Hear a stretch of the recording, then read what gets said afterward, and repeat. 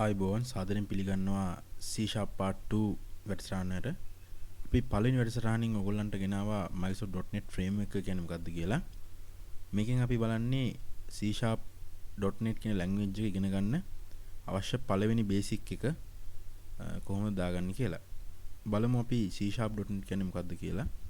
ඇත්තම ගත්තොත් C#.NET අද වෙනකොට ලෝකේ තියෙන අනිකුත් programming language එක බැලුවම සාමාන්‍ය කමර්ෂල් පැත්තෙන් ඉස්සරහම තියෙන ලැන්ග්වේජ් එකක්.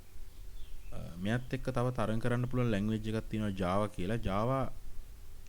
Java ගත්තොත් සමහර රටවල් වල Java C# වලට වඩා හොඳට භාවිතා කරනවා.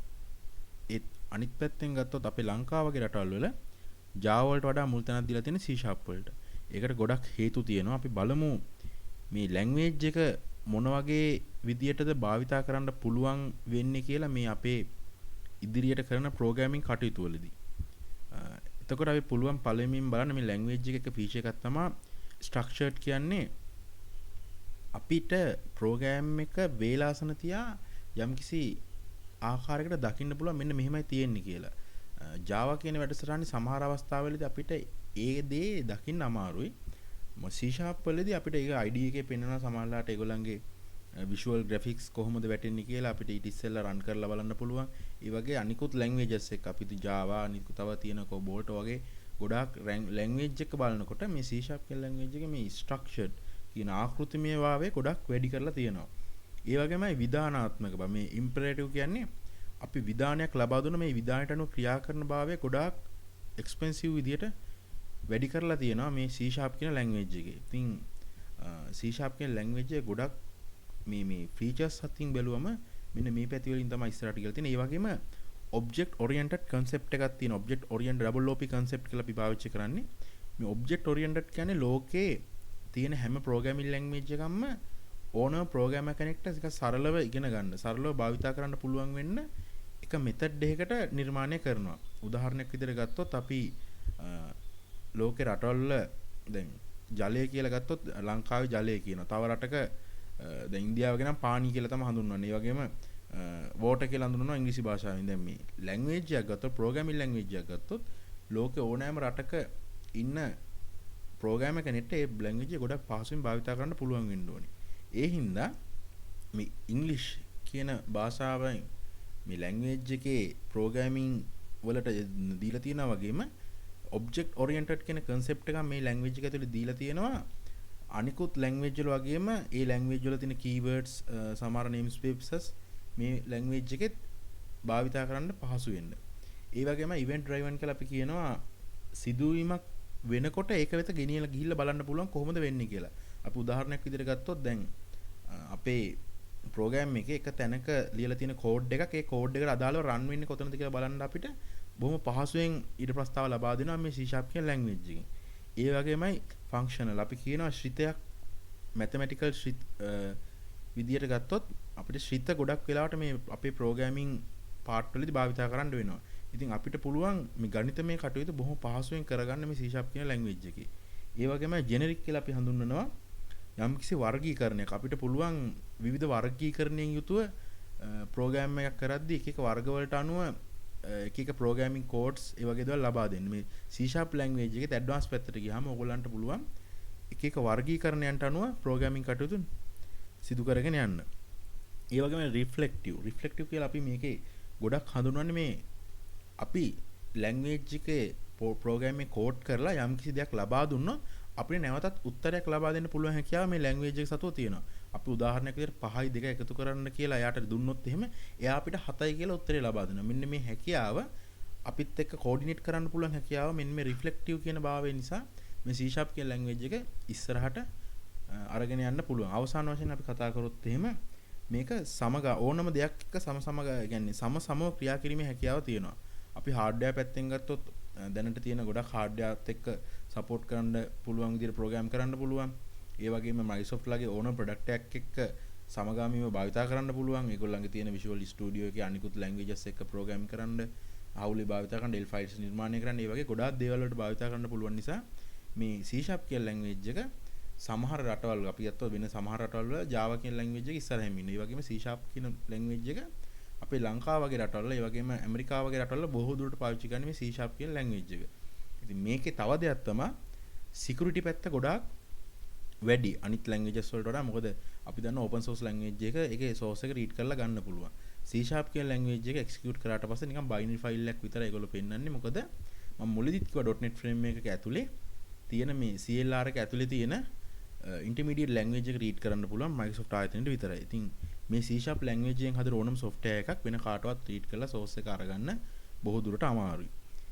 අපි බලමු ඊට පස්සේ මේ C# ලැන්ග්වේජ් එකේ මූලාරම්භකයා කවුද කියලා.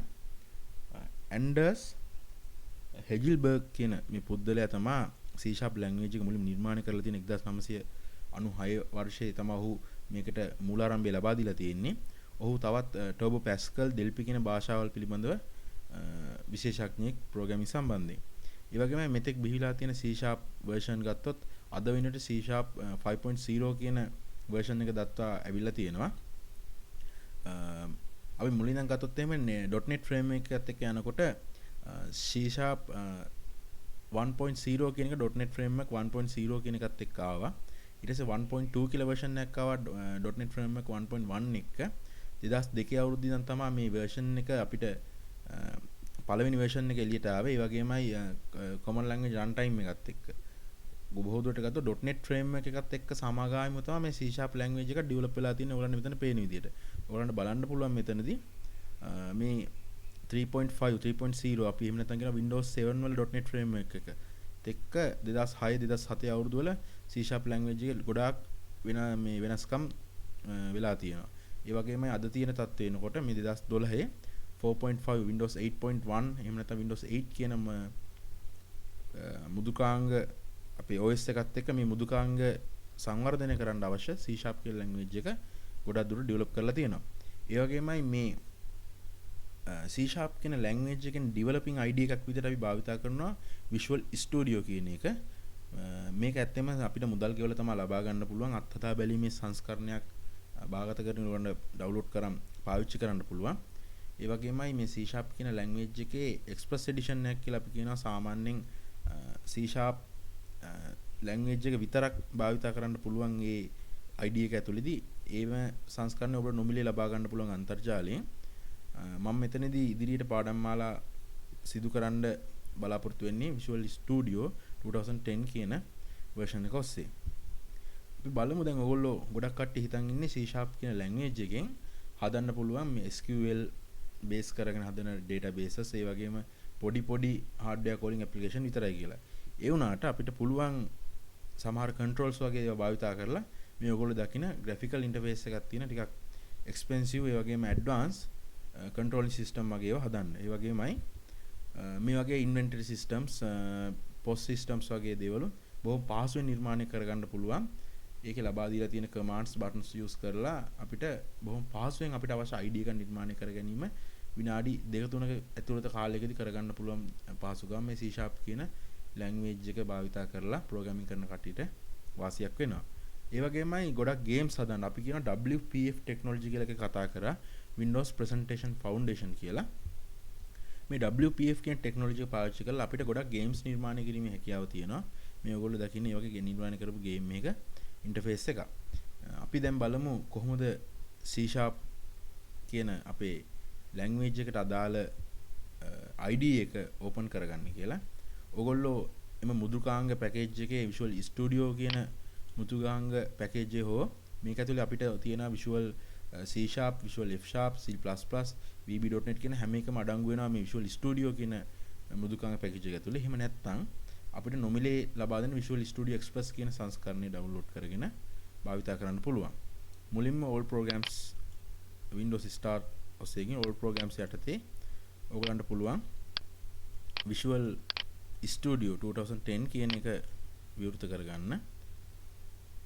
එවැනි විට අද වෙනකොට ඔයගලන්ට පුළුවන් Visual Studio 2013 කියන සංස්කරණයත් භාවිතා කරන්න. මම ගොඩක් දුරට මෙතනදී භාවිතා කරලා තියෙන Visual Studio 2010 කියන එක. මොකද අද වෙනකොට Windows 7 කියන මුදුකාංග පැකේජ් එක එහෙම නැත්නම් ඔපරේටින් සිස්ටම් එක බොහෝ දෙනෙක් භාවිතා කරනවා.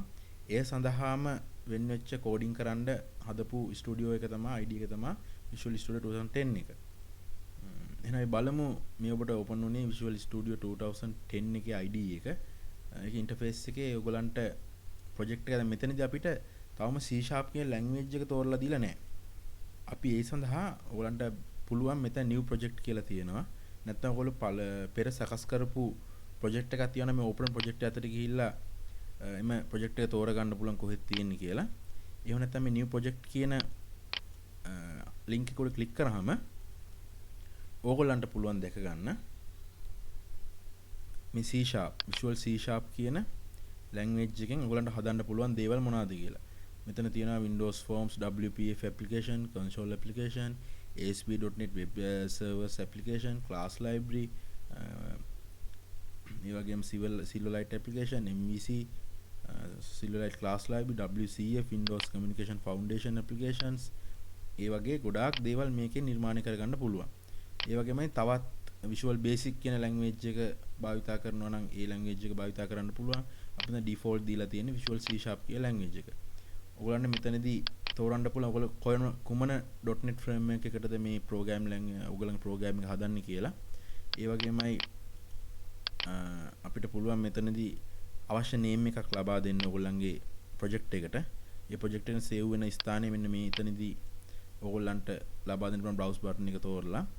ඒ වගේමයි solution name එක. මේක ඇත්තටම අපි මේ මෙතන උඩ වෙනස් කරගෙන යනකොට name එක default වැටෙනවා. right? ඒ වුණාට අපිට මෙතනින් ඒ solution name එක වෙනස් කරගන්න පුළුවන් අපිට අවශ්‍ය ආකාරයට. ඉන්පස්සේ ඔයගොල්ලන්ට පුළුවන් කොහොමද මේ solution name එක ලබා දෙනකම් මෙතන අපේ බටන් එක සක්‍රියව පවතින්නේ නැහැ. solution name එක අනිවාර්යෙන් ලබා දිය යුතුයි. අපි 1 2 3 කියලා දුන්නොත් එහෙම ඔයගොල්ලන්ට සුළු මොහොතකින් නිර්මාණය වෙනවා. ඔයගොල්ලන්ගේ developing ID එක C# language එකට අදාළව. මේ Visual Studio කියන 2010 කියන පැකේජ් එකේ තියෙන C# කියන language එකට අදාළව ඔයගොල්ලන්ට වෙනස්කම් සිදු කරගන්න පුළුවන් ඉන්පසුව. අපි බලමු ඊළඟ පාඩමෙන් කොහොමද Visual C# ඔස්සේ programming කරන්න පටන් ගන්න කියලා.